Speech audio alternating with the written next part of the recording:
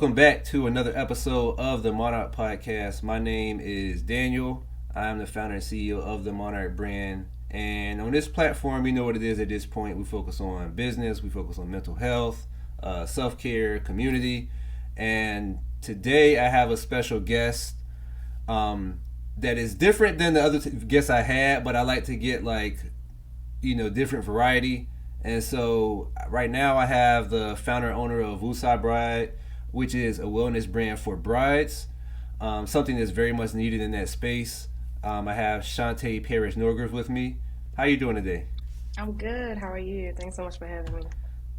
I'm doing well, thanks. I'm glad we was able to make it work. Yes, Um, yes.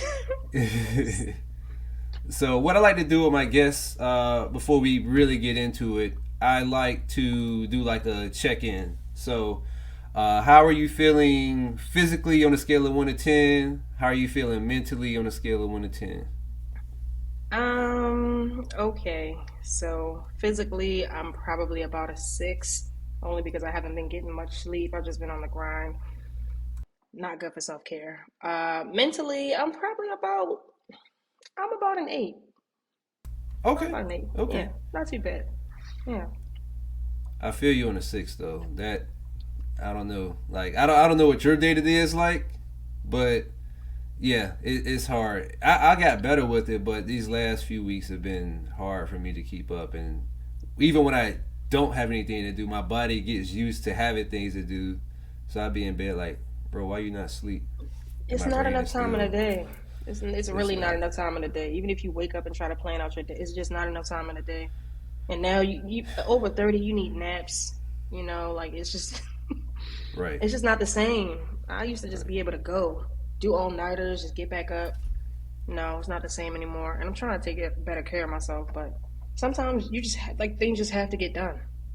Yeah, It's exactly. just what it is. They didn't tell us it was gonna be like this, man.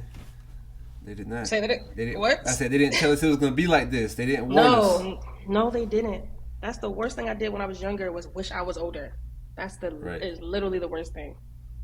Yeah. Well, we're gonna get into it. As I said before, your brand is a wellness brand for brides, and Yeah. so, how would you describe it? What is the story behind it? Sure. So it is a wellness brand that focuses on self care, mental health, sisterhood, and community in a space that absolutely needs it. And the story behind it, my husband and I planned a wedding during COVID and during a period where, there were a lot of riots, there were a lot of, us getting killed on camera. Like, I mean, Mm-hmm. it hasn't stopped, but you put the pandemic around, people that have to stay in the house, around um, reform that's not happening, changes that need to be happening, and then the ignorance around coworkers who are blinded by what's going on and your need to just ignore everything and act like everything is okay is a recipe for disaster. And so my husband and I had been together for about 3.5 years. We bought a house right before COVID. We moved in February 2020. And I kind of knew it was happening. I feel like like relationships, you get serious, you have those conversations about, whether it's happening. But who knew COVID was going to happen? And during that period, just so much changed. I thought that, like, I'm genuinely I think a happy person. I'm really an optimistic person. I like just being happy because I feel like that life is too short. And so the changes that I experienced while I was planning my wedding, like the dynamics with my family and friends and everyone just trying to kind of force me to do what they wanted to do, I was miserable. And really, I was shocked that I was miserable because no one talks about how stressful wedding planning is. Like, they talk about it on a surface level, like, oh my goodness, like they'll make fun of the bride, like saying she's a bridezilla, she wants things her way. But no one talks about how, like, dynamics truly do change. You're trying to please your parents, you're trying to please friends and family, and maybe you might have certain thoughts about what the day might be from years ago, unrealistic expectations with your budget. It's just so much that can happen that people just do not talk about. But mostly, like, just taking care of yourself and understanding that no matter what happens, it's just a day. and you have a whole chapter of marriage to live and focus on after that. And so, with my experience, we ended up we had a destination. I knew it was going to be a destination because we love to travel. And also, I have a huge family. The only way to not have an intimate wedding was to have a destination. So, destination plus COVID. I had a lot of family members that were upset because they think weddings are family reunions, and they are not family reunions. Um, so afterwards, literally, I think on the way home, I just thought, like, what can I do to help the person coming behind me with what I know or with what I wish that I had? So I just started just writing. I'm a writer, so I would like write everything down, thoughts, blueprint, outlines, and it just all came together slowly. This was, what is this now? February? This was last February. I had the idea, and I just pushed forward, and we ended up launching last fall. Yep, that was a long answer. No, that That was was a all the really long information. answer. You're fine. That was all the information I asked for, pretty much. Yeah. So from February, from your journal or composition, however you wrote it, wherever you wrote Mm-hmm. it, um, was this your first venture, like business venture for yourself? No, I have like a very entrepreneurial spirit. I do not like authority. I don't like working for other people. I'm that person that's like, I don't like 9 to 5s because I feel like, as soon as something happens to you, they replace you in a second. So, I want to say 2 years ago, I started a business called A Dotted Line. And because my career is working with government contracts, I was like, okay, a lot of people don't know that the government puts aside money for small business owners, especially if you're a minority. I can start a consulting firm, helping people just understand what kind of business they can have, doing like a business analysis to help them get to a certain point. And so consulting is it's really flexible, but it takes a lot of your time. Like you don't make money unless you are physically working when you're consulting. But I started that, and that's something that I would keep working on. But I just I don't want to be in a space where I have to physically work to make money. And so I'm really, really into like passive income. And then before that, something that I plan to tie into this business actually, I came up with an idea called Create a Date. And I thought about that because my husband and I were always like crazy spontaneous. We would find like the best restaurants, really great creative ideas for dating. And we had friends that were like, well, how are you finding all these places? People would complain about guys in particular not being creative when they plan dates. And I was like, it's really not that hard. And so I had an idea for an app, and I actually went through an accelerator, and the app was, I don't even fully remember now, but like it found creative things for you to do, and it would match you with people who wanted to do the same thing, or it would just figure out based on your preferences what was nearby, but just like something that you could do with your significant other or something you could do with your friends.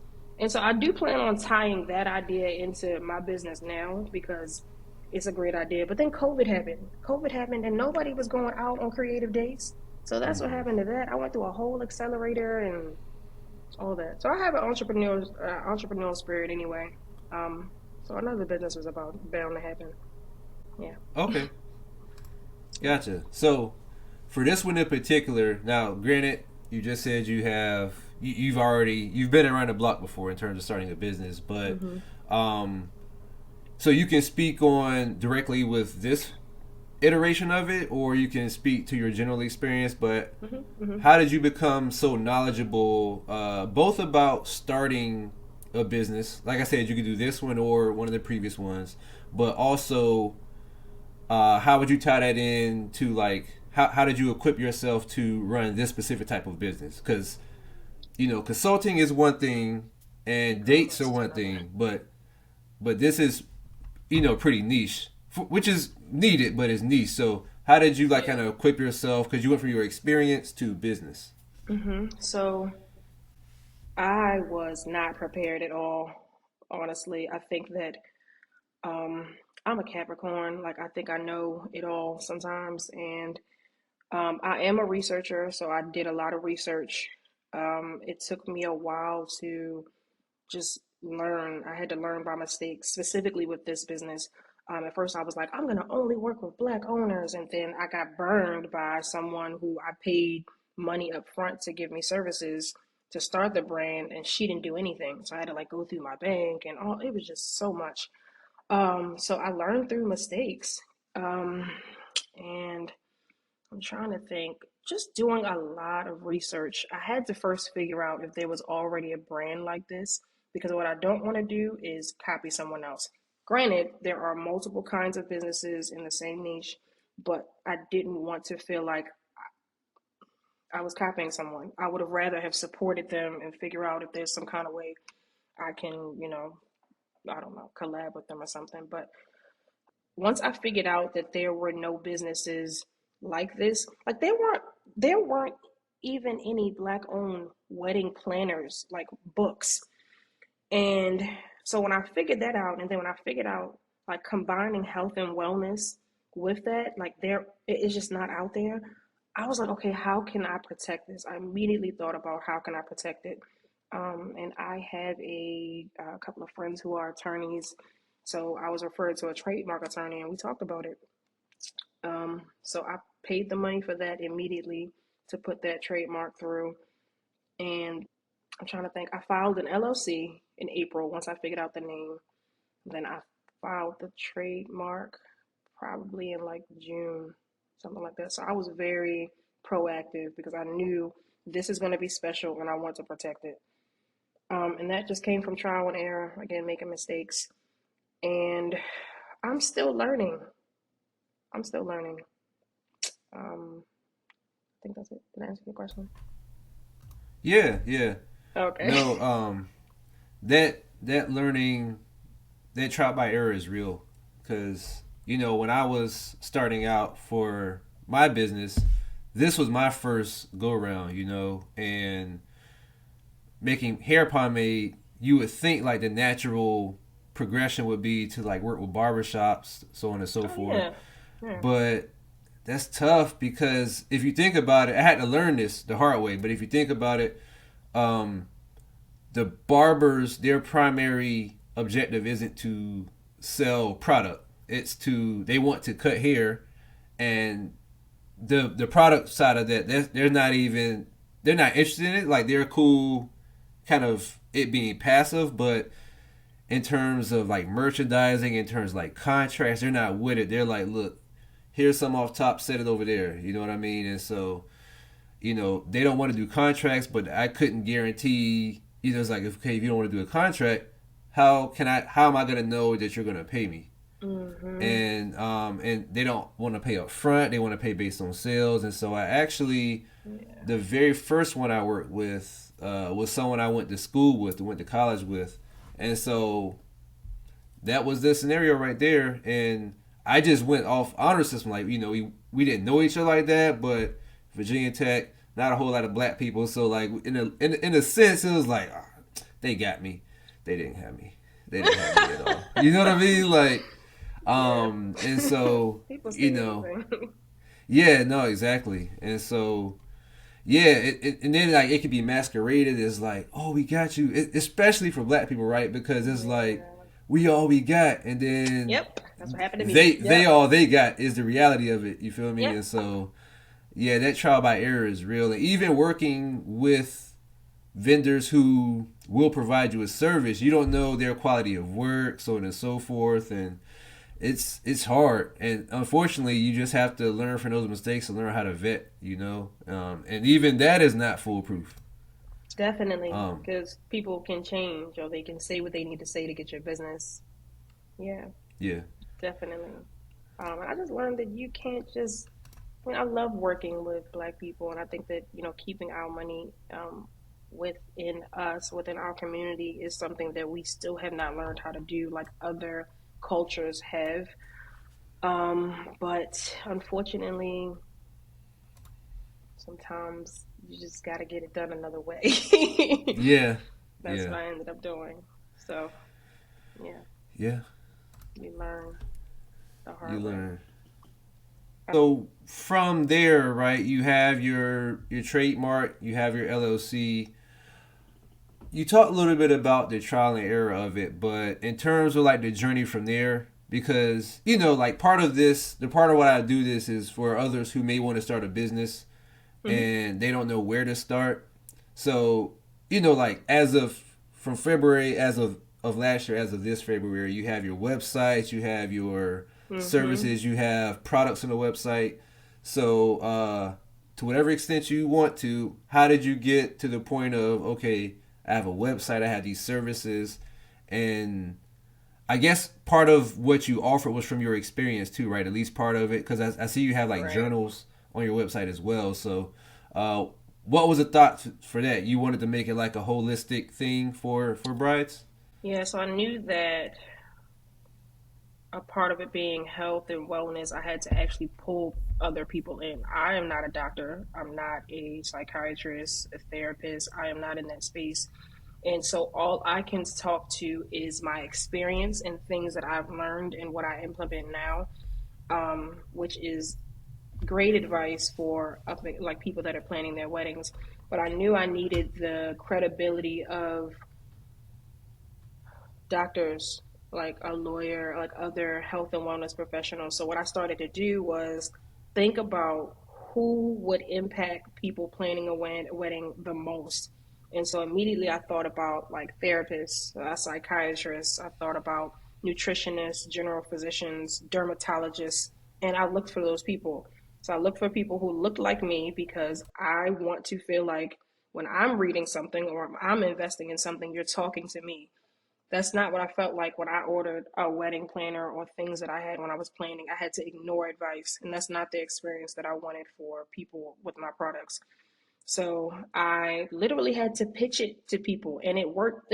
What helped me was that people run in the same circles. Like a lot of doctors know other doctors, lawyers know other lawyers, and I'm a young professional, so I have a lot of other professional friends, I guess. So the psychiatrist that I worked with, she was actually my maid of honor, and I thought to myself like, oh my gosh, like this is what I told her about the idea, and she absolutely loved it.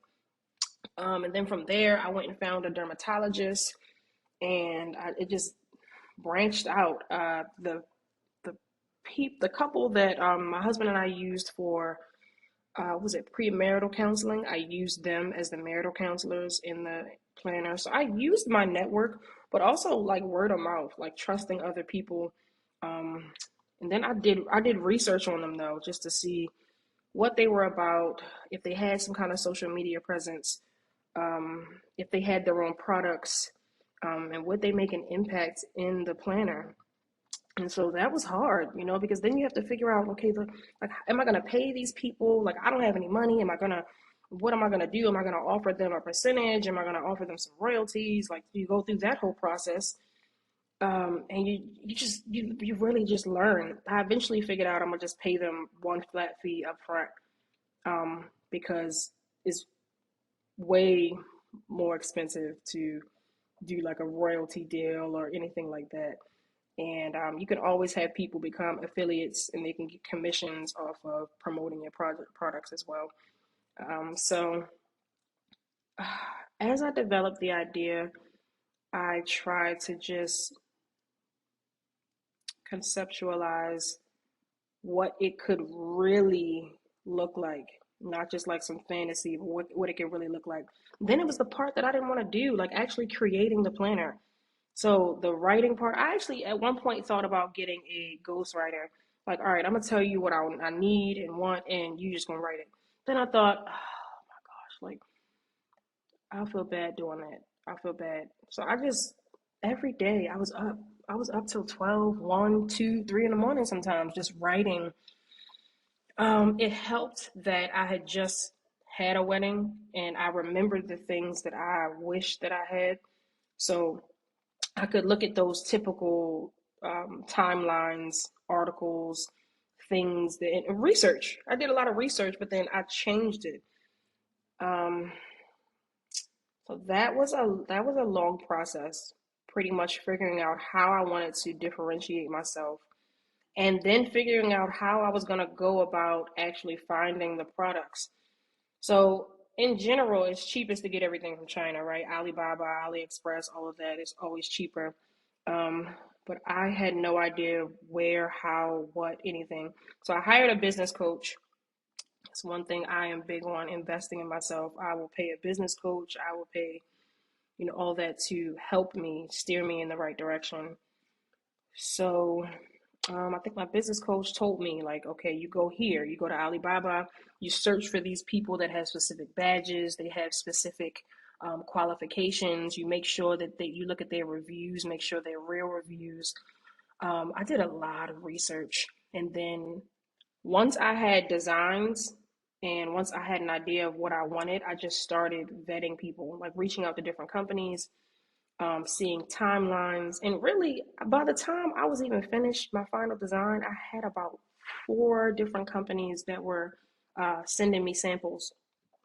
Um, and it was just a patience, finding the time to design while working a 9 to 5. And I'm married and I have dogs and I have a family and classes and cooking and clean. It's just a lot. It was so much. But I'm trying to think. I think another part of the process is not letting all of your ideas get the best of you, because you can be like, oh, yeah, this is a great idea. Oh, I can add this and I can add that and I can add this and I can add that. And I went through a period of that. I was like, oh, I don't have to just have this one product. I can have this, this, this, this, and this, and they'll love that. And I'll have a bundle. And I had to like pull myself back. Like, okay, we just have the minimum viable product. Just get out there, have one product.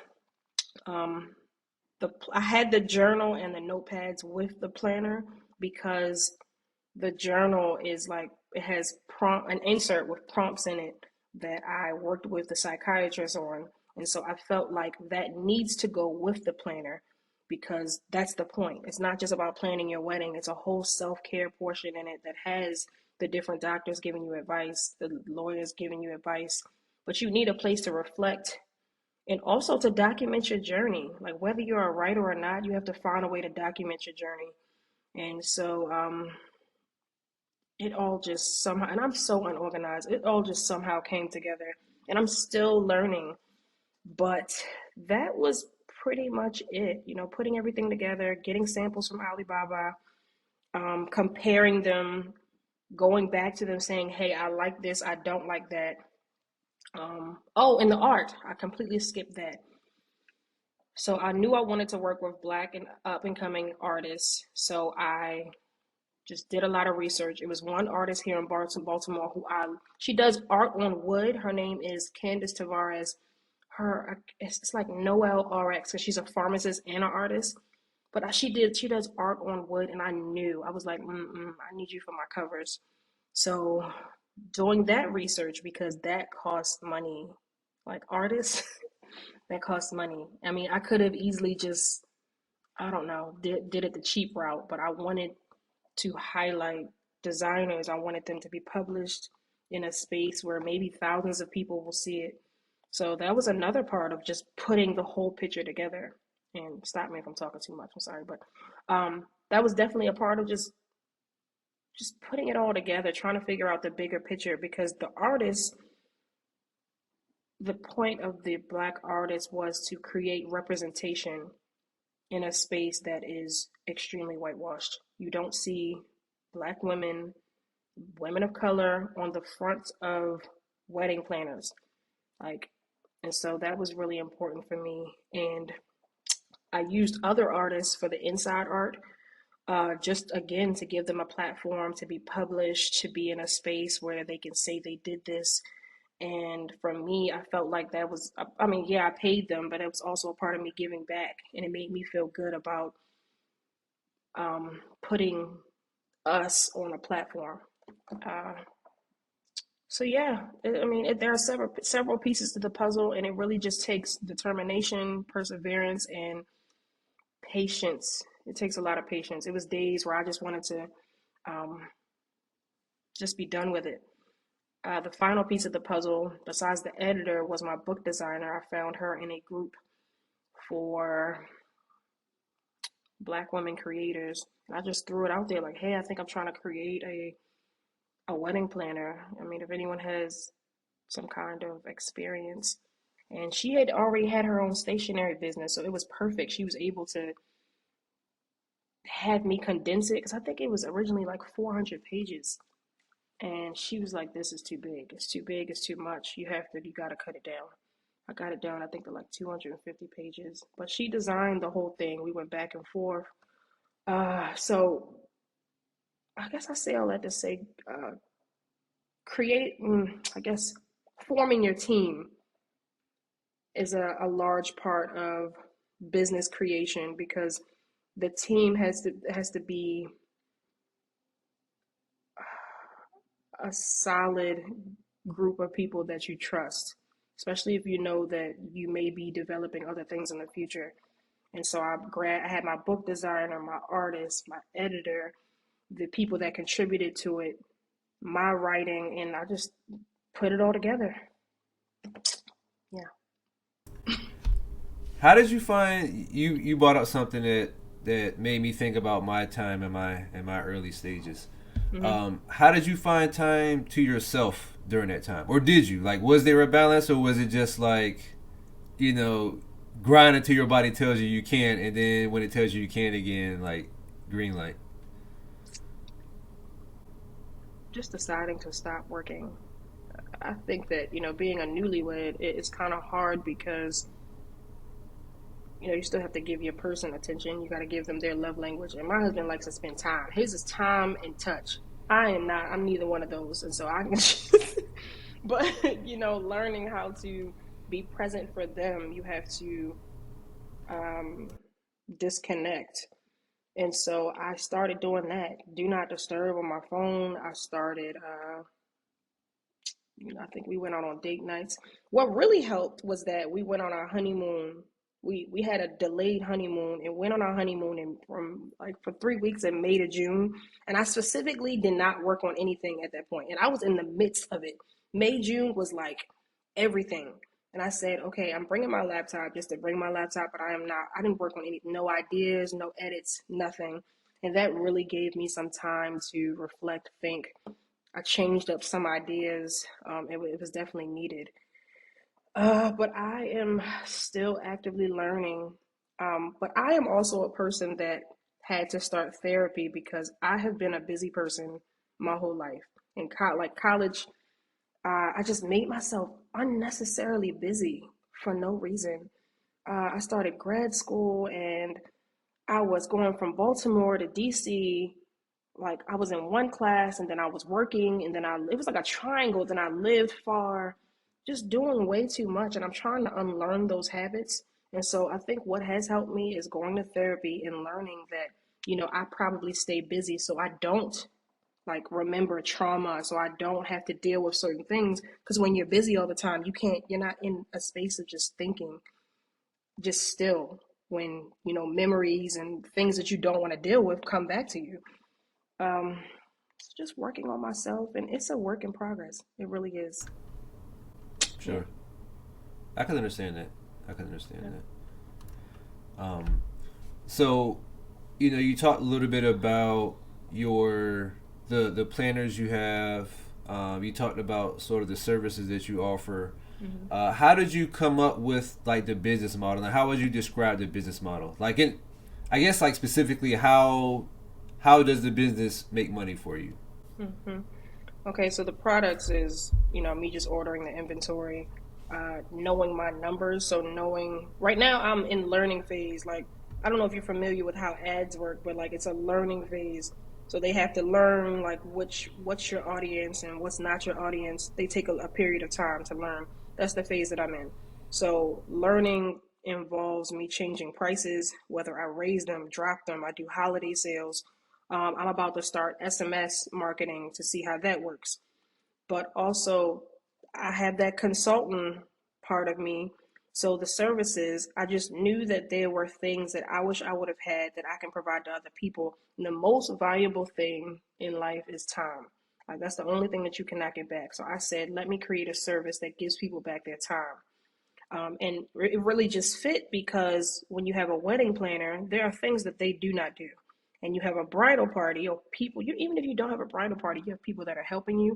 There are things you don't want to ask them to help you with. There are things that you'd rather do yourself.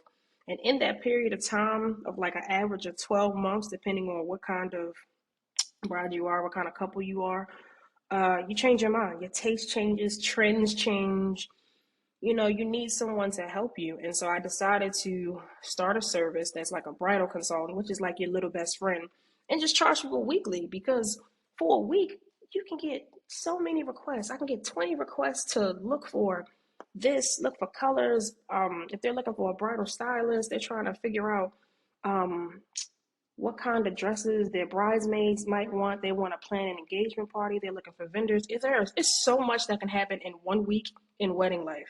So I said, let me just charge by the week, and I just go based on their budget and what they need and charge like that. But it's a need.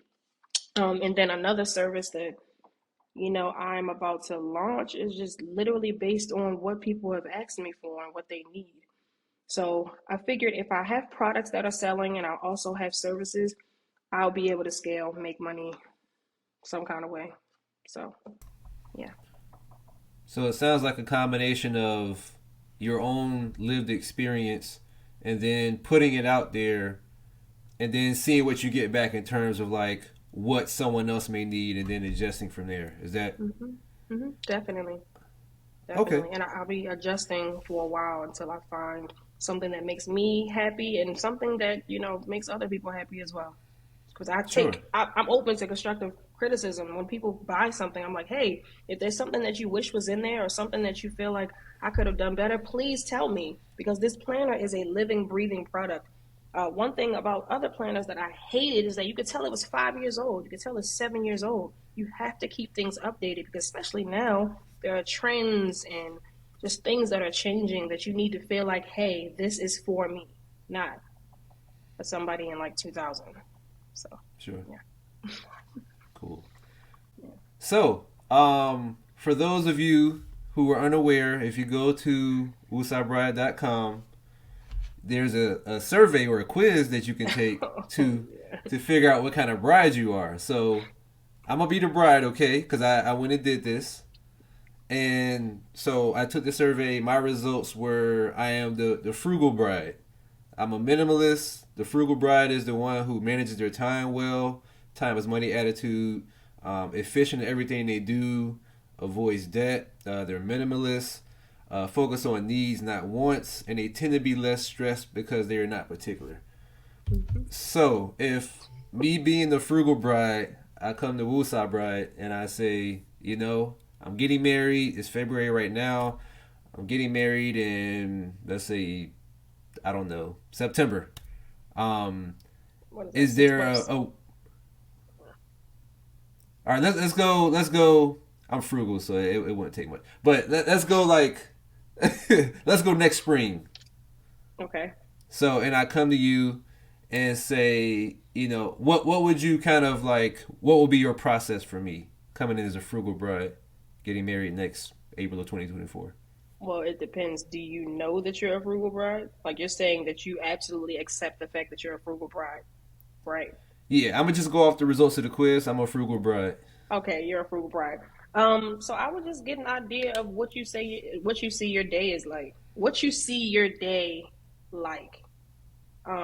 Things that are important to you because usually frugal brides aren't very particular. They're kind of just like, I just want to get it done. I don't have to look a certain kind of way. They're not really big on decor, which is usually their most expensive part, or they're big on DIY. So I would ask you, how do you envision your day, or do you like to DIY? How many people do you envision being there because that impacts your budget?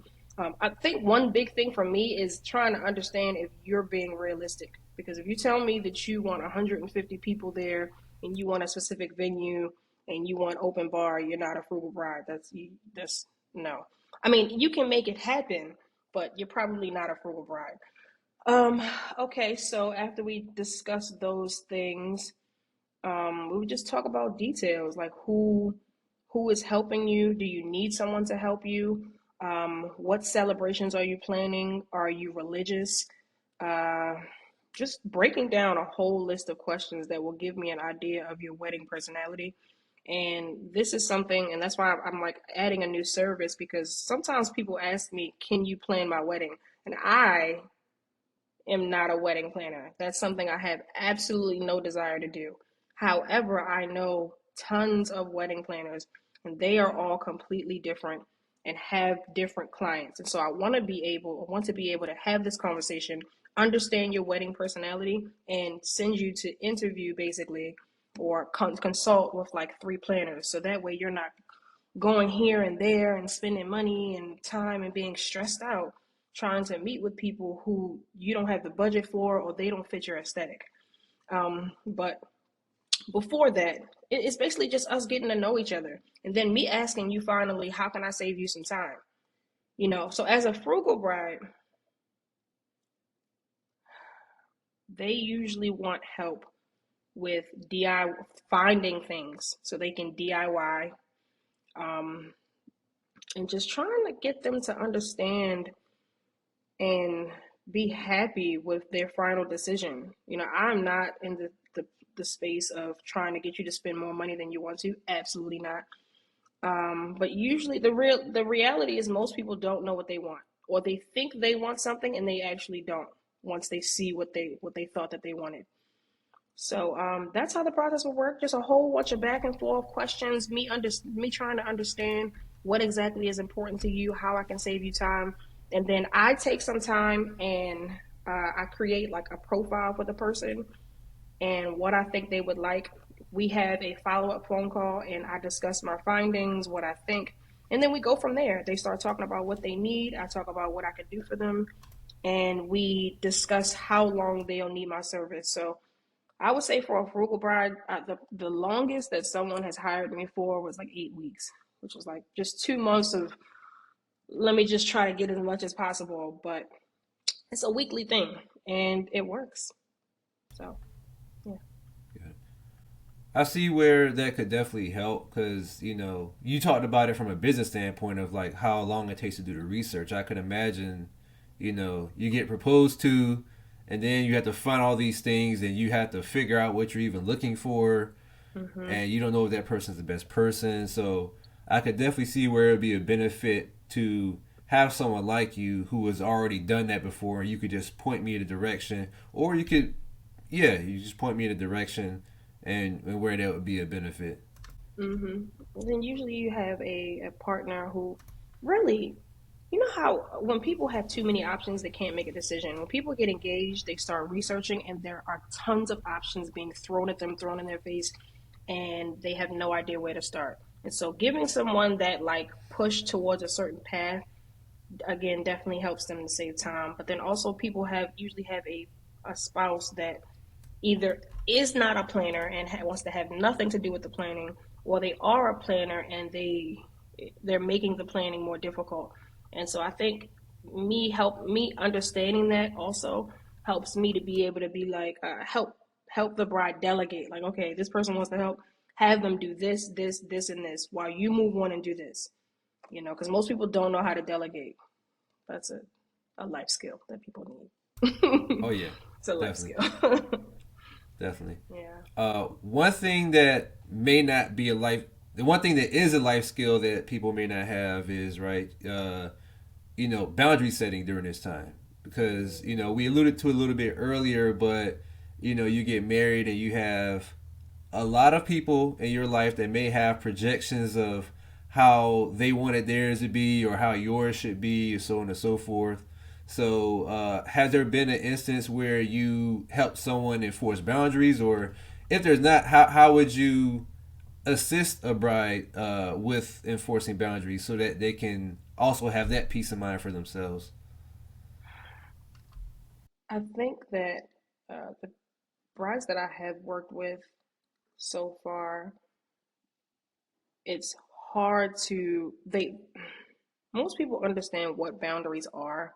They don't know how to enforce them because of who the people are that are um, I'm trying to think of the wording. It's who the people are that need that stern, that assertiveness. The people that need to understand that they are crossing a boundary, because it's usually the people closest to you, like your mom, your dad, your grandma, your aunt, your sister, your spouse, like. And those are the people that we give grace. We let them push a little bit too much, and so I am very big on, and again, I'm still learning this myself. I'm like, I'm a very kind person, and so I have been that person who has let people cross boundaries to the point where I am extremely overwhelmed and overexerted. So I am very big on having people practice out loud how to respond when someone crosses a boundary. I think that it's needed before you go to holiday dinners, before you go to events, work, especially like work events, anything. You need to be able to express how you would respond, because usually you get stuck in your head, and then later you have that conversation in your head like, I should have responded like this, or why didn't I say that, or I'm bothered now and I wasn't bothered before. And so if a bride expresses to me that they're stressed out because their mom wants them to wear their dress and it's not their style, or they have to invite children and they want a child free wedding,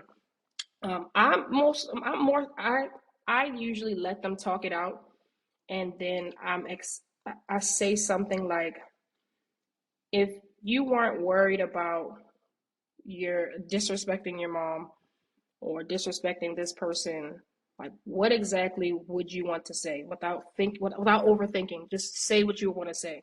And usually if they aren't angry, like they usually say what they need to say. Like, hey, this is just not me. This is not something that I envision. This is not something that I want. I want to make you happy, but this is also my day and I just want you to be happy for me. So having people talk that out, like I think that it helps. But also just for the people who don't even know what boundaries are, I think it's harder because they don't know what they don't know, right? Like they don't know, like some people grow up in families where there are no boundaries, like your family. Some people grow up where they can say and do anything, and they, even if they're offended, they have to take it because of that rule. And I think that black people, like our culture, we you grow up like you must give this person a hug, or that's disrespectful, or don't sigh, or don't have feelings, don't talk back. And I think our generation of like millennials, I don't know about Gen Z, but I think that we're starting to change the conversation about happiness, because I have seen firsthand what it looks like when a parent is not happy. You have to go into a space being happy yourself, or else I'm not really sure how you can have a healthy home. So um, those are the things I usually just talk about, and I think like just to bring it back, actively talking about what you would do in all kinds of situations has been a very successful way of discussing boundaries. Yeah. That makes sense. So, you alluded to some of the challenges that you've had with the starting up and the running the business. What would you say has been the biggest so far? Inventory prices. You just don't know.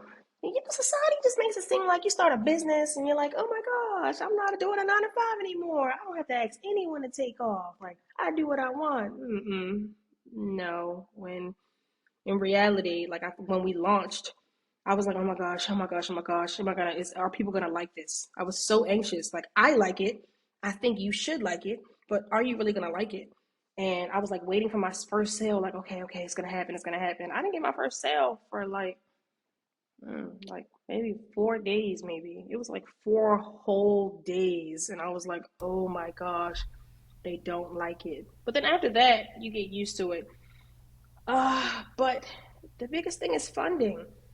There are so many like business credit, business funding gurus online now, but funding is a big deal. Inventory is expensive. Understanding your numbers, and getting to a point where you can profit is expensive, and it's very, very important. And I am still struggling with it. It's something that I'm learning because like I'm waiting for inventory right now. So I have people that had to do pre-orders. I had someone today ask me, "Hey, like what's the status?" And I'm a nice person, so I have great customer service and I'm honest, but it's just it's stressful, thinking to like I'm scared that one day someone will go on my Instagram and type scam or type where's my order at or just something crazy, not crazy, but just something like that. And it's stressful. I hope I get to well, not I hope. I know I will get to the point one day where I have a team that is full time and that I pretty much have I expect and I know when I need to order inventory, but that is the hardest thing because it's so expensive. And then understanding how much you need and then being embarrassed when you run out. I mean, great, it's a great thing to sell out, but now you have more orders coming in, and if you get inventory from Alibaba, it's going to be at least 15, 30 days. Sometimes it's 2 months, depending on what type of time of the year you order. So that has been it. But then also seeing your relationships change. I've just like lost a friend because boundaries. Like, I think as a business owner, when you say, I'm going to be disciplined, I'm going to focus on my business, I'm going to say no to things, especially coming from a person who didn't say no. And I was just like, I'll be there, even if I was overexerting myself. People don't understand that because they don't have the same vision as you. It's not their business, it's not their baby, So I just recently lost a friend, and I'm not sure if that relationship will ever be repaired, but it definitely was related to business, and I'm sure it'll happen again. And I'm not a person that loses friends. I've had the same friends since like high school. High school, I have my college friends. I don't lose friends. So it was a big deal for me. I was very distraught. But I'm sure there will be harder things that come up as a business owner, but I'm happy that I'm creating something that belongs to me that maybe I can exit out of or pass down to someone. So right now I just smile and say it's worth it, I guess. Yeah. It'll be worth it one No, day. I feel it. No, Yeah. that's all real.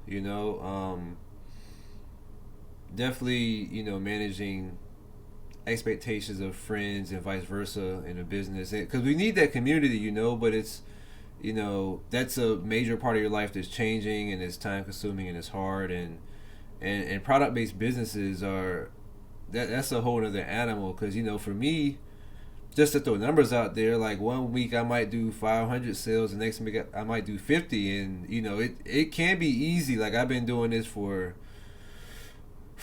going on 5 years at this point, but it's like, man, did something happen between the 500 and the 50? Like, is there something like the Monarch Brand reviews? Like I'm typing, like, is something like did somebody report me? Like, what's going on here? So Scam. it's yeah, right. So all those things are that mental battle is easy to get caught up in.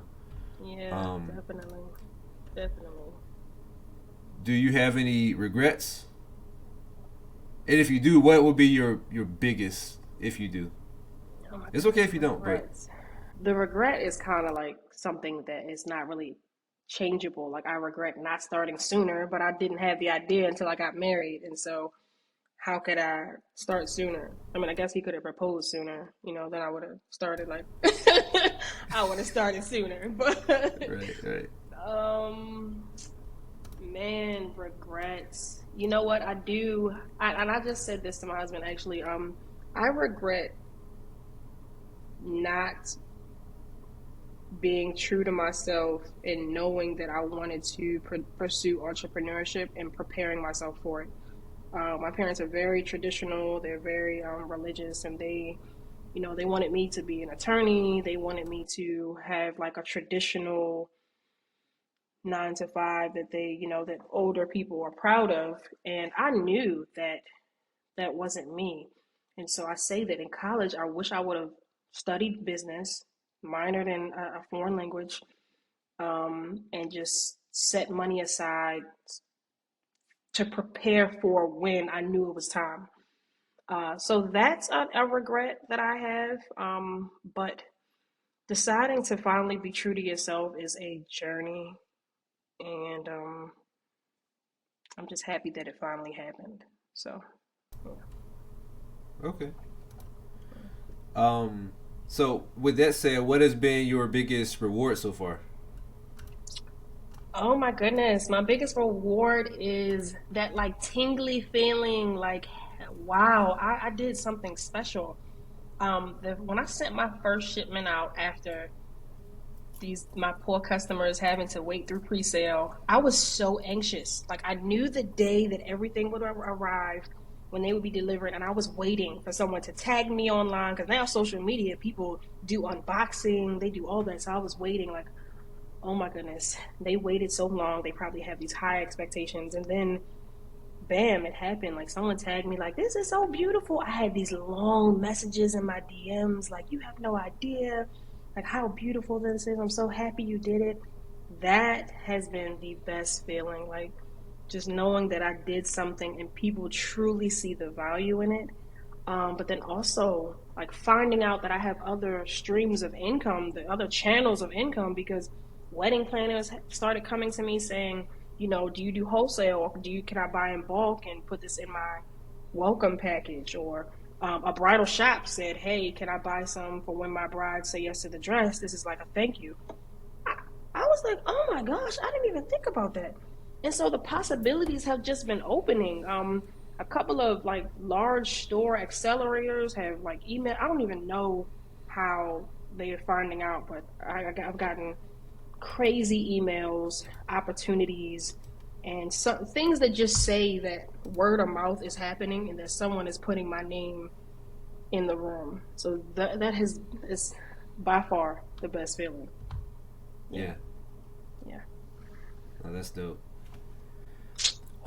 Is there anything that you wish someone would have told you before you started this one in particular, this business?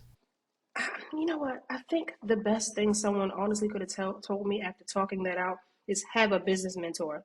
Have a business mentor and surround yourself with the business owners if you can, because they are living the life that you need to pay attention to. They are making the sacrifices you need to pay attention to.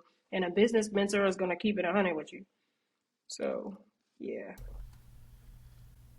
Yeah, no, that makes sense. I mean, that's why I like to interview business owners from all different stages because they all have different perspectives that they picked up at different stages. And so Mm-hmm. whether someone is just getting into it or whether someone's been in it for 10, 15, 20 years, like it's all valuable because somebody is going to hear that and it's going to resonate with them. Or they might be like Mm-hmm. one step outside of that and it's gonna be something they need to hear. I agree. Um, I agree. yeah. And So your with friends that that are being not said, business owners don't understand. yeah, there's that. They don't. There's They that. don't understand. Yeah. um, but with that being said, what advice would you give to a future business owner? Like, is there what ducks would you tell them to have in a row first? You know what? To a future business owner, I would say just do it. Like I think that I am a perfectionist, and I had to learn how to step outside of that because if I didn't do that, it wouldn't have launched at this point. There were so many things that I felt like, oh no, they'll look at this and pay attention. Just do it. You have the idea. Um, Create a space for yourself that encourages creativity.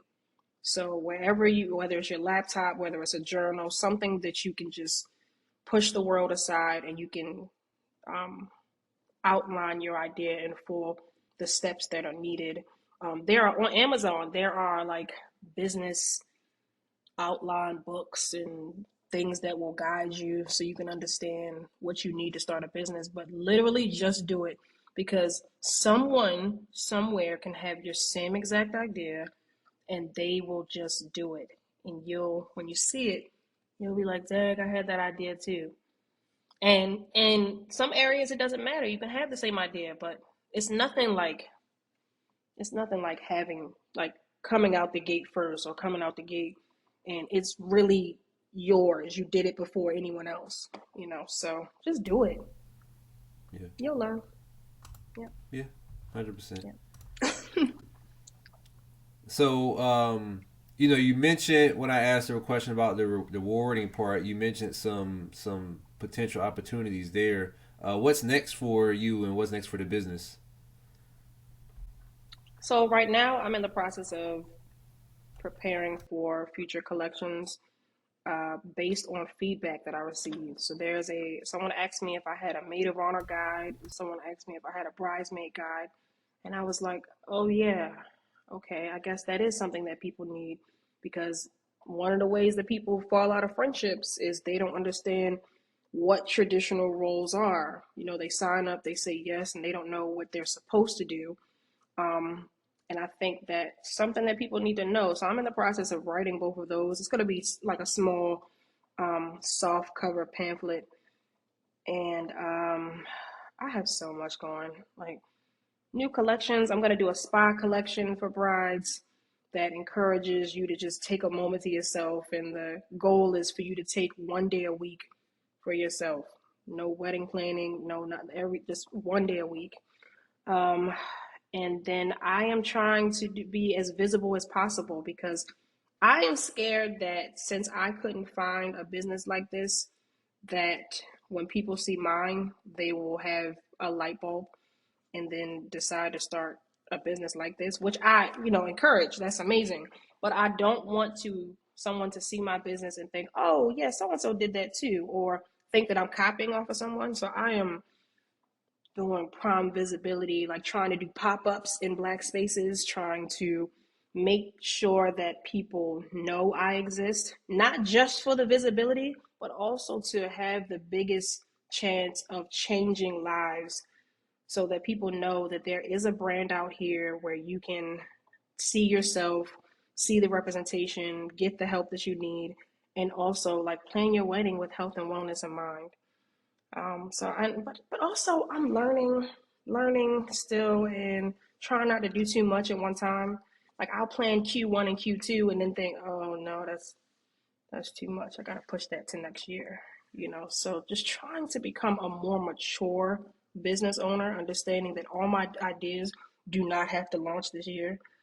Uh, there's longevity in what I'm doing, and some things can be saved.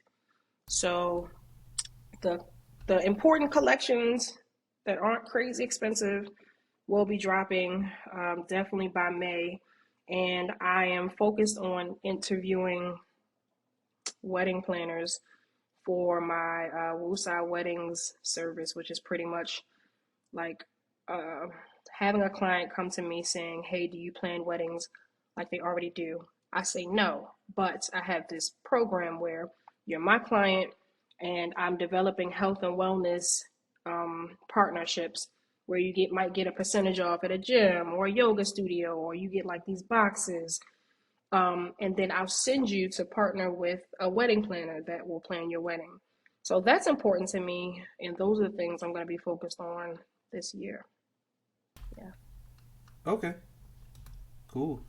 Um, you talked about earlier that you said that you're still working on finding a balance, um, especially like last year and building up to to now.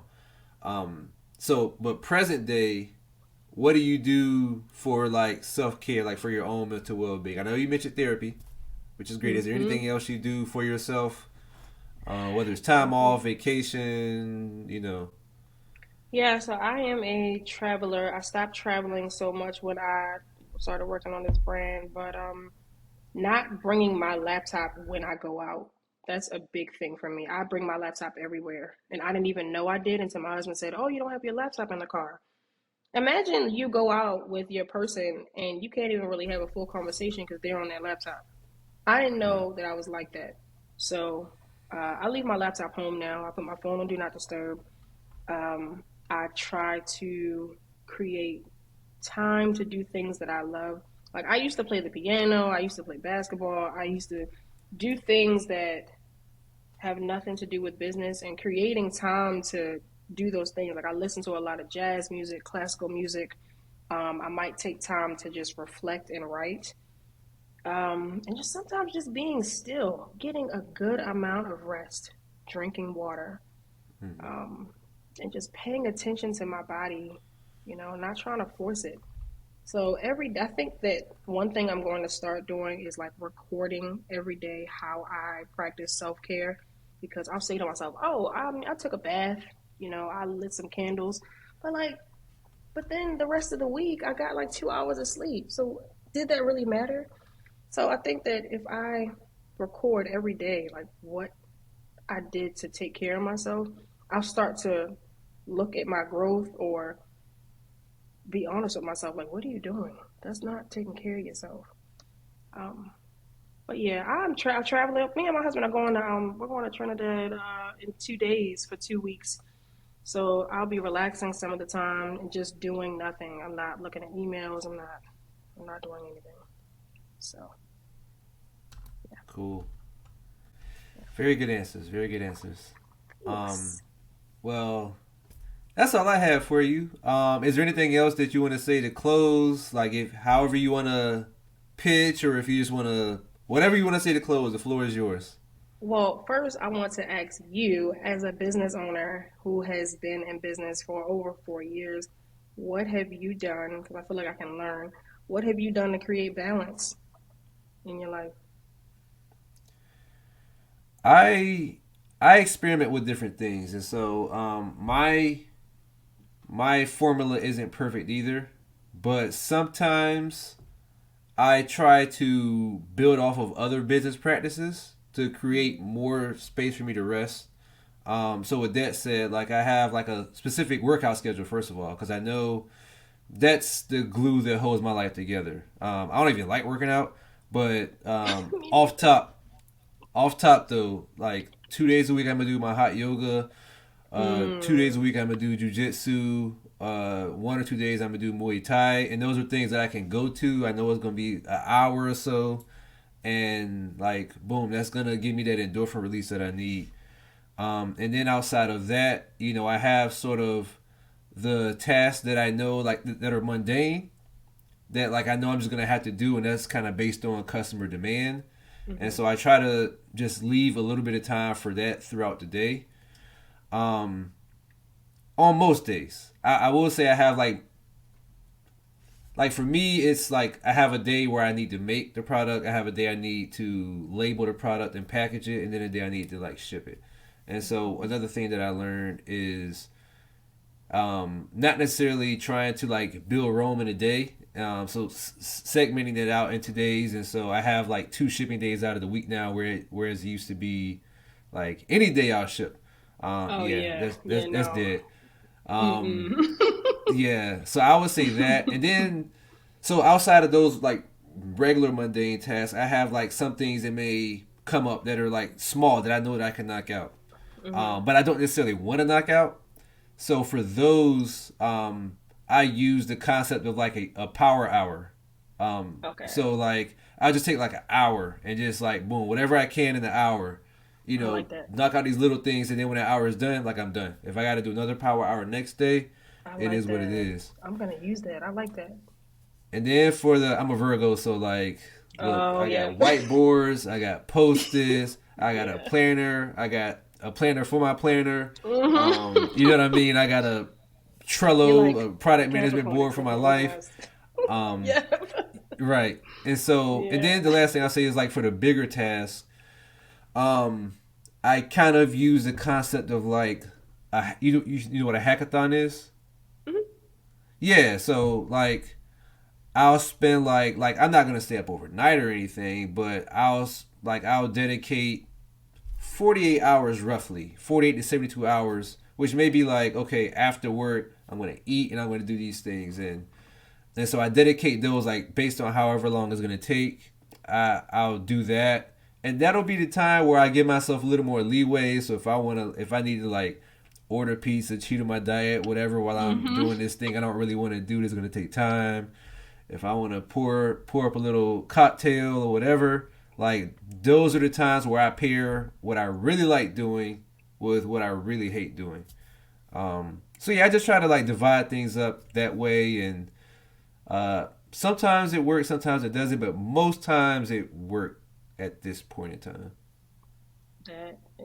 These are great ideas. I literally just thought to myself that anytime you ask me about what I do for self care, I did not say working out. And like the reality is, like going towards the wedding, I was in the gym every day, twice a week, all of that. Then I started the business, and it just fell apart. But that's something that I'm definitely working towards getting back to, like, and not just like working out just to lift weights, because realistically, I hate just like going in and lifting weights. Finding things like you just said that you enjoy, like hot yoga, or if it's a some kind of dance class, or I like playing basketball. If I can go like play basketball, so that you just reminded me to just make sure I'm consistent in that. And I love the power hour. I'm gonna utilize that, implement that. I'm doing that power Cool, hour. cool. Yeah. Yeah, I feel you though on not liking to lift, and that's why I got into all these extra things because I just got to a point where I just didn't like to lift anymore. Like just cold turkey. Like I started lifting at 14, and then at 32, I woke up one day and was like, yeah, I don't ever want to lift again. And I eventually worked my way back to it, but I grew up playing basketball, and I tore Mm-hmm. my ACL and I recovered from it, but recovery, like playing is fine, but then I have to ice and do this routine, and it's Mm-hmm. hard to find runs that justify that. And so I just look for things that gave me the same feeling as what I got from the old things, but just new Mm-hmm. things. And eventually, more trial and error, I came up with a routine, but it just came from doing, like I joke with my friends. I had a gym hoe phase where I was just like doing free trials or like 30-day unlimited passes, like figuring out what it was that worked for me. But I say Do what this, you like gotta do. I knew where I was when I wasn't working out, and I knew the weight I gained. I knew how undisciplined I was, That's and how I just feel like now. like mentally how bad I was mentally. And the fear of ever going back to that place just keeps me going. Like if I don't do anything, I gotta get those workouts in. I agree. Like going up the steps and not being able to breathe is not a fun feeling. Whenever I feel like that, I'm like, oh, I gotta go to the gym tomorrow. Yeah, Tomorrow. that's the litmus test Yeah. right there. Those steps. Yes. Yeah, and I have a lot of steps. I have one, two, three. Yeah, three things of steps. So yeah, Yeah. that's one thing I'm gonna work on. But cool. Thank you for that answer. You definitely Cool. gave me some ideas that I'm going to implement moving forward as well. Yeah. Cool. What if, I'm gonna give the floor back to you. Is there anything that you want to say before you close? That's it. It is important to make yourself a priority. I think that Woosah Bride is going to change a lot of conversations, and I look forward to being a part of so many people's journeys, but then hearing about how it impacts their marriage, because I don't think that people understand that when you go through the stress of planning a wedding and it goes up into the wedding day, it doesn't just go away. Then you go into your marriage and someone is resentful, or you're arguing about things, decisions that you made months ago, and it really does make an impact. And the point is to have a healthy marriage, not just to have an amazing wedding day. And so I hope that I'm just impacting lives, and I hope that more companies do pop up that are talking about health and wellness. But as for me, like I will continue to be as authentic as possible, listening to my people, even if what they need changes. And yeah, I can be found at woosahbride.com or on Instagram, TikTok. As I become more consistent on social media at Woosah Bride as well. And I just really appreciate you for having me on. And yeah, that's it. Thanks a lot. No, thank you. Thanks for coming on. I really enjoyed the conversation, and I hope that the listeners all got something that they can take from this, and that it benefits them, whether they're getting married or whether they're not. And if they're getting married, Yeah. then boom, they have a resource. Yeah, definitely. It's definitely important to be your best you. And everyone says that. And I think it's like people really don't say like, "Hey, I'm also working on myself." Like I'm not saying this and saying I have a lot that I'm working on myself, but it's just important to be your best you. You know. Got to, So got to. yep, Um, great. yeah. So the last thing I'll say to close, as for me, uh, themonarchbrand.com for the podcast, podcast.themonarchbrand.com, Facebook, Twitter, Instagram at the Monarch Brand, YouTube at the Monarch Brand. And that's all I got. Thanks for everyone for listening. Thanks again for joining.